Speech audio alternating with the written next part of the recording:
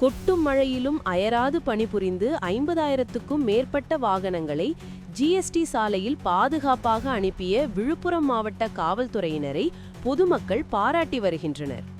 தீபாவளி பண்டிகை முடிந்து தென் மாவட்டங்களிலிருந்து சென்னை நோக்கி செல்லும் வாகனங்கள் விழுப்புரம் மாவட்டத்தில் 77 கிலோமீட்டர் தூரம் கொண்ட தேசிய நெடுஞ்சாலையை கடந்து செல்ல 1 அரசூர், 2 இருவேல்பட்டு, 3 அண்ணாமலை பைபாஸ் ஜங்ஷன், 4 பாப்பனப்பட்டு, 5 விக்கிரவாண்டி ஆகிய 5 இடங்களில் மேம்பால பணிகள் நடைபெற்று வந்த போதிலும், கனமழை பெய்து கொண்டிருந்த போதிலும், மழையின் காரணமாக சாலைகள் பழுதடைந்து போக்குவரத்திற்கு இடையூறாக இருந்த போதிலும், கனரக வாகனங்களை தேசிய நெடுஞ்சாலையிலிருந்து மாற்றுப்பாதைக்கு அனுப்பி 50,000க்கும் மேற்பட்ட பொதுமக்களின் வாகனங்கள் எவ்வித போக்குவரத்து நெரிசலின்றி ஜிஎஸ்டி சாலையில் சென்னை நோக்கி செல்வதற்கு கொட்டும் மழையிலும் அயராது பணிபுரிந்த விழுப்புரம் மாவட்ட காவல்துறையினரை பொதுமக்கள் பாராட்டி வருகின்றனர்.